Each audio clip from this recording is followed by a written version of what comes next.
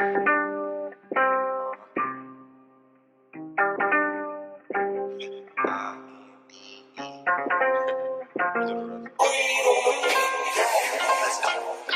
you the best, and she love me when I'm in it, and she never be pretending. Nothing is friend, she gon' tell you what she bought it, cause she know you can't afford it. Know you can get it, looking exquisite, no competition, stay on the pivot. Who be watching, they be plotting, she so motherfucking independent. Mama be big, got on her grind, she had to get out her mama. I'm so excited to have you here as part of the E-Spot. Thank you so much for joining us. So tell us, how did you get started in the entertainment industry? And welcome. Well, thank you for the welcome. It's been a nice, warm welcome. I got started, I started acting when I was in middle school, and it was just fun, and it was a playful, thing to do after school, extracurricular. I continued in high school. I went to Howard University and majored as I guess we see you love out there, even though Eagle Pride. All the love. And that's what you put up the Eagles. I went to HBCU because of Central, because, growing up in Durham, always going to the, basketball games, the culture of the experience, hearing the band. I was like, I can't imagine going to a school without hearing that, just hearing a drum line in the background. And I lived in Durham my whole life, but I was like, maybe I'll go somewhere else. And so well, Howard U was a good place to start. It was a great place to start. And then I trained at the Yale School of Drama. And what was that like? I don't get a lot of Yale Drama School people, and it's like the most coveted because you think of Angela Bassett, Samuel Jackson. So what was that experience like? That's the school for acting. And that's what it felt like, walking in the doors. You certainly know the shoulders that you're standing on as a student, and that the spaces that you're training in are blessed, in those ways by the people that came before. And so, what was even the process to apply, to go from, you just... Yeah, I do know. Okay, share with us. Okay, well, to get into the Yale School of Drama, obviously you apply, right? And once your application is submitted, then you have to do the audition portion. And the audition portion consists of 2 monologues, and of course you have your headshot, your resume. So you go and audition in either New York, New Haven, or California. And then New York, New Haven, I want to say Chicago and California.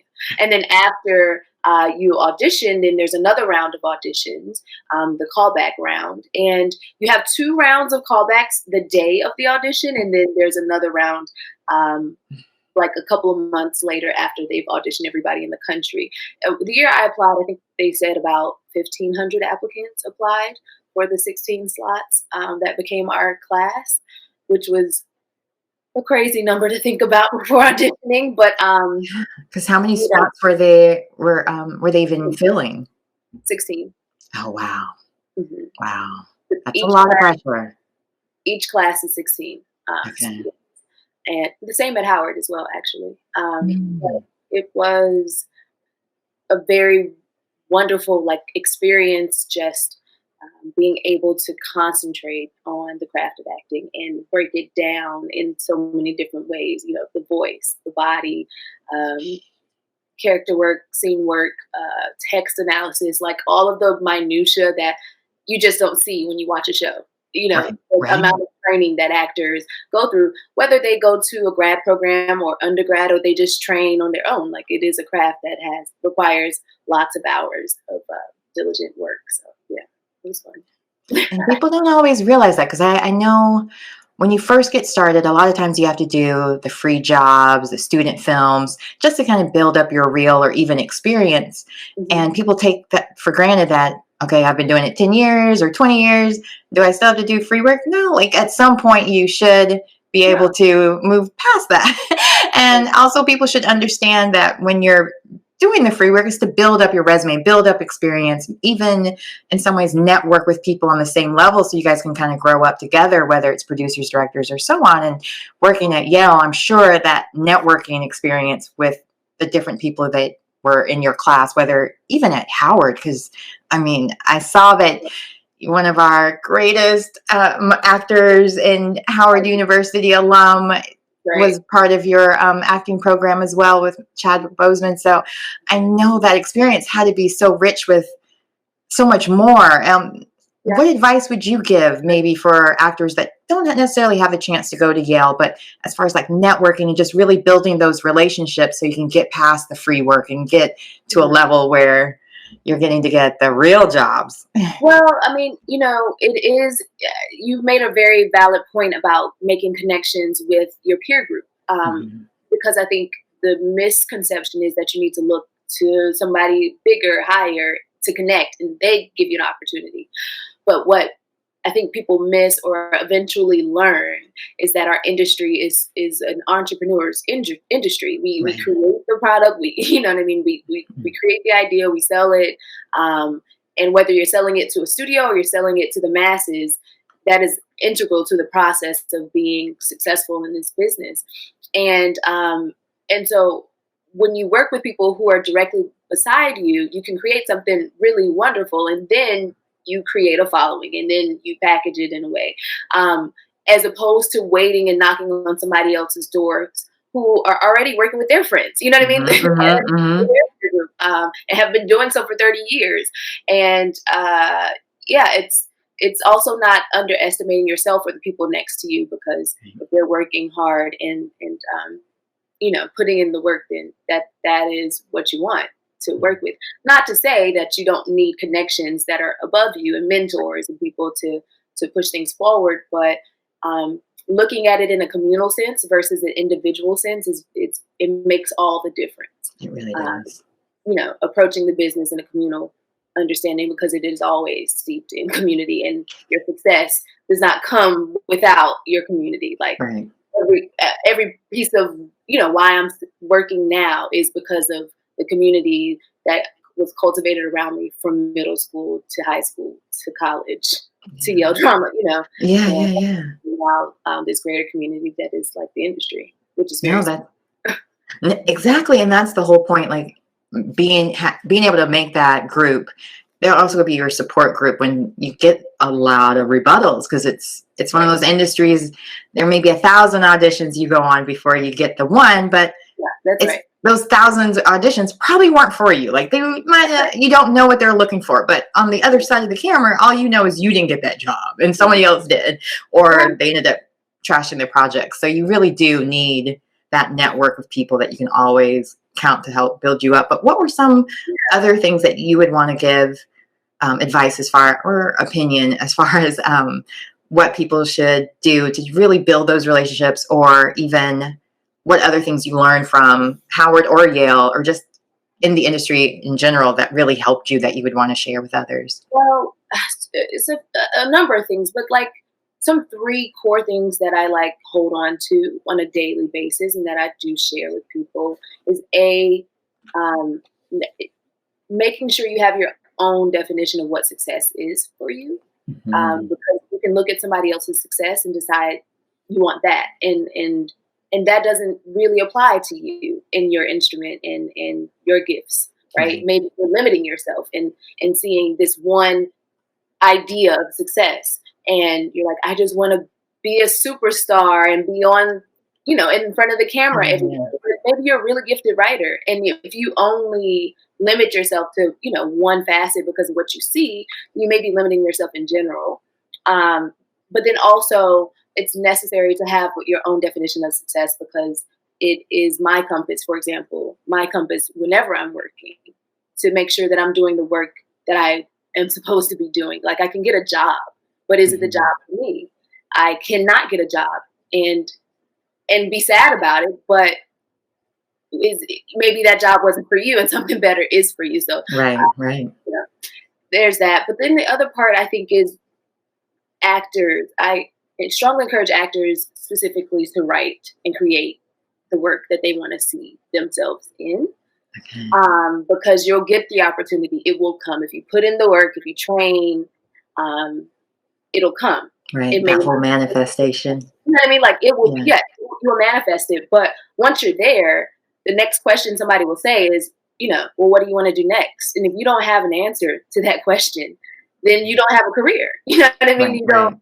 So if you're only looking to do this thing and get a job or break out, but you don't see yourself in the full context of living a life as an artist, then you're limiting, even your potential. Right.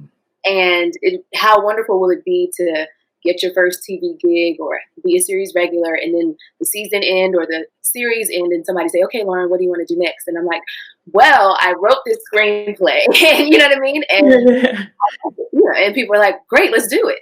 So again, an entrepreneur in that sense, and having the full scope of what it is you want to offer. That's amazing. That's a really great tip. So thanks for that. Yeah. Now, you have a really good career going right now. So what do you think for yourself, share a little bit about how that process started off for you. You left Yale school, you graduate from Yale school. How did you get to City on a Hill? Like, what were the steps that led up to being a serious regular? And not just a serious regular, but top of the line serious regular. In that sense. Kind of you. I actually let me make sure I got what you said. So basically, what was it that propelled you to become serious regular? I think besides God and the universe, right? Like, which is a large part of the thing. But I think when you, like I said, there were other jobs that I auditioned for that I was, that I had the opportunity to make a very significant move for. I could have, had the role or something, but it did not feel like it was the best job for me. And so I had to be patient in that sense. And yet things still happen really quickly as it relates to landing the job that I currently have. And, but I think the biggest thing was being able to, yes, focus on being an artist, but also focus on like the business side of things and understanding how the business works. And I had like a crash course, I'd say, in the last semester, in that last, going into that year of graduating grad school. And what was happening in the business that were allowing people to make certain steps forward, if that makes sense. Mm-hmm. So basically, I talked to a lot of managers and said, okay, what are you doing for your clients? I've talked to a lot of agents, and I wasn't represented by those people at that time. I was just asking questions. So I wasn't asking you, hey, can you represent me and get me jobs? I was like, well, how are you getting your clients jobs? What are you doing during this season to get clients work? What are, asking questions like that, doing the research. And thankfully, like, my school created a curriculum around us being able to ask those kinds of questions of agents. But also, once we were connected, I would follow up on, okay, so how do you prepare for pilot season? How are you preparing your clients for pilot season? Well, somebody would say, well, I have them meet with different casting directors. So that is all to say, I asked my agent, I said, okay, well, here are the casting directors that came to see my showcase. Here are the casting directors in LA that I don't know. Here are the people who are casting shows that I think I would be, good for, or casting directors at networks that I think I'll be good for. Here's all the lists. Can we connect the dots on making those meetings happen, right? And they're like, yeah, also thanks for making the list. Thanks for, being on it in that way. And so utilizing the resources that were at my discretion, and obviously, like, having an agent is a huge resource. But I will say, if you're not thinking in a business sense, I find that a lot of actors get frustrated with their agents because they're waiting for their agent to do all of that work. And quite frankly, that's not how agents work. They do a significant amount of work, but you are the CEO of your business, if you will. Right? And they'll do even more work the more work you do. And so I just offer that because I do recognize that, like, maybe if I didn't ask to go on those meetings and met the casting director that I met that connected to that audition that same week of those meetings, I wouldn't be, a series regular on City. No, that's amazing. Because it's funny, I did this class yesterday with Screen Actors Guild it was part of the foundation where they had a class about career focus, and they made a point of saying collecting those master lists using IMDb Pro to find out the casting directors, the writers, and the producers for the shows or the kinds of shows that you see yourself on, and make those connections, whether it's through Instagram, Twitter, just following them and finding out what, how you could end up making those connections with each other, or seeing maybe any mutuals that you might have to find out what they were looking for, or find a way to get submitted for the latest, greatest, whatever that you might be up for. I mean, it's a little different since we live in North Carolina. There's like 3 casting directors here. That's all the better, right? Because you got to start somewhere. And I certainly, when I graduated from Howard, I started my professional career in DC. Year between Howard and going to grad school, I was working constantly as a theater artist in professional theater houses. And, I became a part of the theater acting union, so Actors Equity, about 6 months after graduating school, which was, sometimes it takes 3 to 6 years to do that. And I think that's largely because I was working in a smaller market. I didn't go straight to New York. And because, taking that same approach and applying that to a small market and saying, okay, here are the casting directors, what shows are happening, and then eventually, auditioning for those shows, I find myself, in a paid unionized position. So that's a good point to bring up about small markets. Small markets are important starting off, and you get the wind beneath your wings, and then you go fly somewhere else. Yeah, it's nice to be able, I'm Screen Actors Guild in a small market, and it's really easy in that sense when you're one of the few, that it's just, and even when I moved to LA, it was I'd lived there before, so it was probably easy anyway, but it was already I already had the Screen Actors Guild, so that I was already at a level where I wasn't at the very beginning. So it's just being able to have that option. Yeah, and it's easier here. I think also when people are considering grad school, for example, I know a lot of people, I coach a lot of people who are applying to school, and so there's so many insecurities around the idea of going back to school for I think adults, especially over the age of 27, 29. And they're like, I don't know about this. Am I selling myself a dream? Is this ridiculous? And I was like, you don't understand how valuable it is for you and the school for you to have this experience of life, and then also of the business. And because you come into school with a different focus, right? And that 1 year did a significant, I was like, thank God I didn't go straight to grad school after undergrad, because again, working in that small market, but working in those shows, I understood exactly what I was going to grad school to get. And so I had a different focus. I wasn't going to go, to have college 2.0. I was going to put in work and grow and learn, a good deal. But also, I could put away this idea of needing to get an agent or needing to work in the business because I had a dose of what the business was. So I would come in and just focus as an artist, and then think about the business again when it was time. Well, I'm going to ask one more question about your film career, and then I'm going to get into your activist career, because that seems to be what you're doing a lot right now. I'm not saying, I shouldn't say career, but it's on everybody's mind. Everybody is standing up for their rights right now because there's so many things going on and people are listening. But I wanted to ask, because I think not everyone gets that opportunity of getting to be in the position that you are, and wondering what it was like when you got the call, you found out you're getting ready to be a series regular, and I might say kind of fun co-host too. Now you're 6 degrees from Kevin Bacon is a lot closer. Definitely a really cool, swaggy co-star that I have. It is a cool dude. It's funny. So in 2018, my father won an award, and Kevin Bacon was one of the presenters at the DGA Awards, and it was the same night as the Eagles Super Bowl. And my dad's from Philly; his entire family is huge Eagles fans.